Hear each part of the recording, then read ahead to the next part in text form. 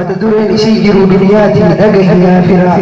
yaa jiru duniyaa kan hunda fakkaattu yoo ka'inii qabaatiin homaa namaan laattu ol qabdus gad qabdus homaa keessaan fuutu ka'inii dalagadhu akka taatu guutu ka'inii dalagadhu akka taatu guutu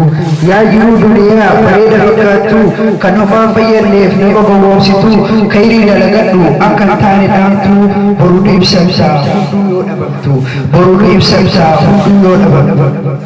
wayyaa jiruu teenya kan qabne kayrii maaluma himannaa yoo gabumure qabri maaluma ibsannaa yoo gabumure waan tokko siif himaa jiruu keenya keessa ammallee yaadadhu atiin dargaggeessa yoo siin jedhanillee hojii kan keessa aboo bashannanee ofirraa dabarsa guyyaa guyyaa garuu araadaan dabarsa dargaggummaa koollee akkasii dabarsa nam tokko hin jiru kophaa kan kee teessa jettee deebistaa fi hin qabu balleessa gaafsa jechuu dura gaafsan jechuu hedda eessumatti dheessa osoo jedhin dura ibaadaa jabeessa katmii nu haa tolchu nuuf dhiisee balleessa katmii nu haa tolchu nuuf dhiisee balleessa isin hin daganne isin warri jaarsaa meena dhageeffadhaa dhaamsa koon dabarsaa yoo isin hin jedhan hojiin keessan eessa ijoollee xiyyatuu aariin dabarsaa yeroo irra caalaa abaarsaa dabarsaa akkasit dhumatte jiruu duniyaa keessaa gaafsa akkas jettu meena hasasa waan gaafa san jettan hambuma qopheessa waan gaafa san jettan hambuma qopheessa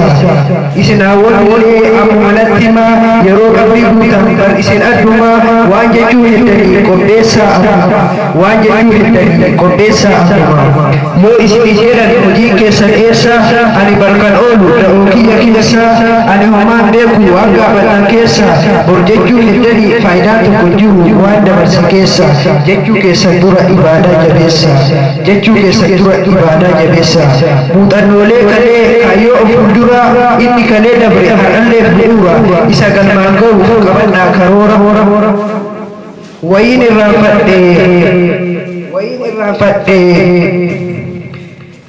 irraanfadhe kan isa dursu guddaa ansaaruu guddaa isa kaayyoo guddaa dargaggoo jabeessuun oole oolmaa guddaa xiqqaa guddaa jedhu kan dhaabifu guddaa isa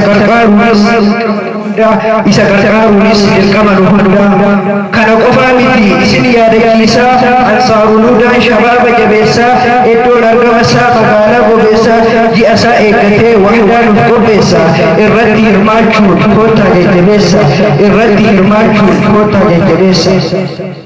itti miidhamanii har'a nu gahanii dhaloonni ammaa kun kana dhagahanii dargaggoota cimsuun galmaan haa ga'anii dargaggoota cimsuun galmaan haa ga'anii